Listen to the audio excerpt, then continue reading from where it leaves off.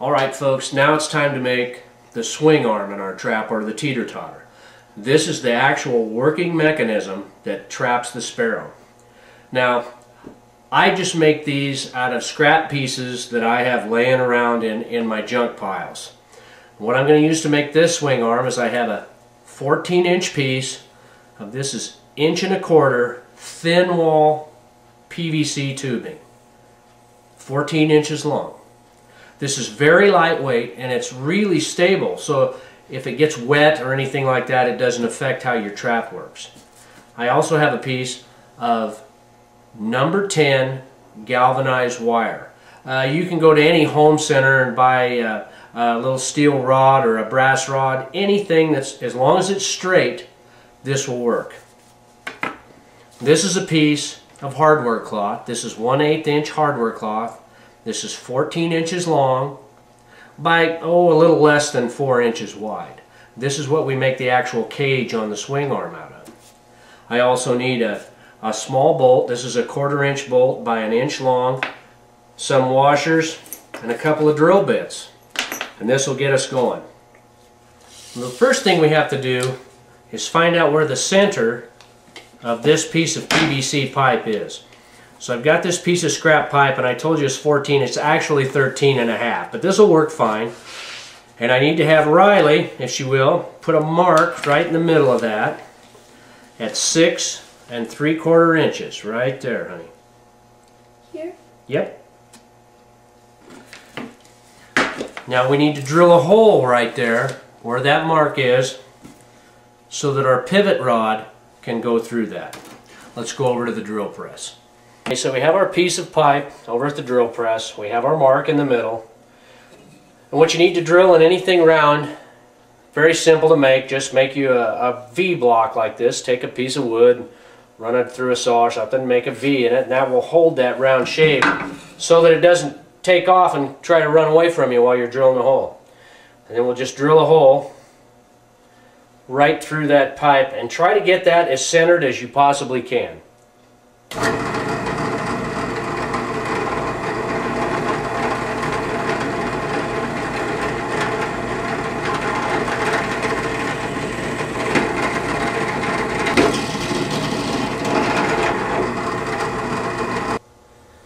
Alright, now we have our hole drilled in the middle of our piece of PVC pipe.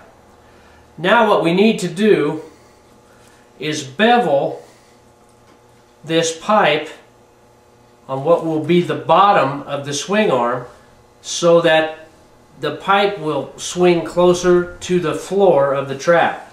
And what we want to do is just, we'll cut a 45 off, or whatever angle works the best for you. Just bevel that bottom of that pipe so that when that pipe is swinging, it will swing closer to the floor of the trap. We'll go to the bandsaw and do that next. Alright, now you can see that we have the ends of our PVC tube beveled. And you can see when that swings, it'll get closer to the floor of the trap. It just allows a little more range of motion in that swing arm so you don't have any hang-ups. Now we have to make the pivot. Now remember, in our frame, on the inside of this we have 4 inches. This is 4 inches wide. So we need to take a piece of this number 10 wire, or whatever you're going to use for your pivot, and I want that cut. I'm going to cut that right at 4 inches because I'm going to smooth the ends of this up so there's really no friction or anything to grab, and then it'll sit nicely in those slots inside here. I'm going to go ahead and cut that wire. I'll measure my 4 inches. You can see that's 4 inches long. Get a hold of that with a good pair of pliers. And this stuff's tough. I'll give it a good pinch and then just snap it off. Now you can see that just barely fits inside of there. Now I'm going to take this piece of wire and I'll file the ends of that and get them nice and smooth.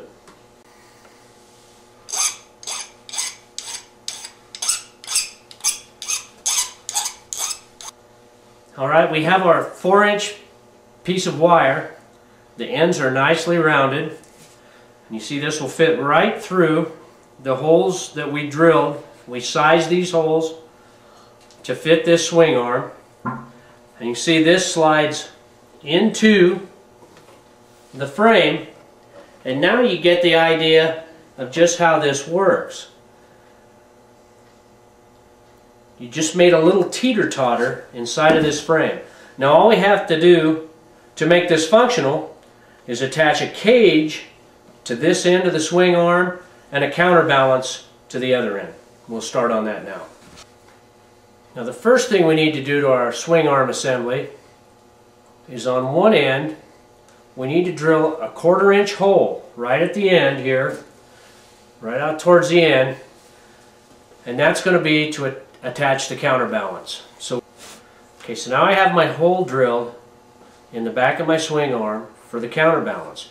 Now I'm going to lay the whole swing arm assembly back into the elevator frame because I want to take this piece of hardware cloth and lay it on here and kind of see where I have to bend this. What I'm going to have to do is bend this around like this and make a little cage right on the end of this swing arm. But I don't want it to interfere with the trap. When I build the trap, when I put the wire on the trap, there will be a wall of woven wire here. So we need to make sure that this will swing freely and not hit this woven wire wall. So I'm going to just eyeball that on there, see where I have to bend this wire. You want this cage to be the width of your entry. So I've got that bent. I've kind of seen where I want to put that. Now I'm just going to put a couple of self-tapping screws right through this woven wire, right down into this pipe, and that way we'll have our capture cage put on there. We'll start on that right now.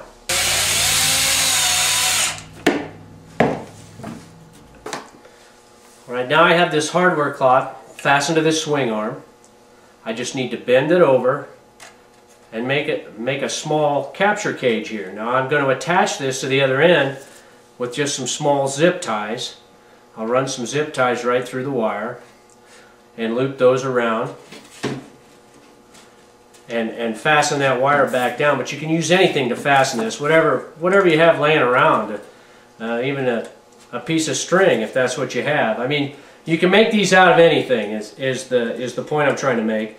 Whatever you have laying around, you can make something that'll catch your sparrows for you. I'll just pull these tight and then snip off the ends.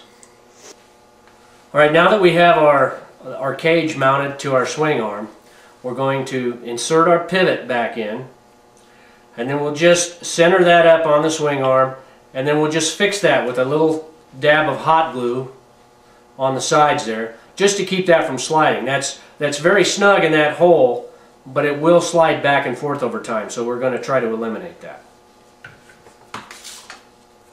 Now all we have left to do basically is mount this into the frame and attach the counterbalance, and we'll do that right now.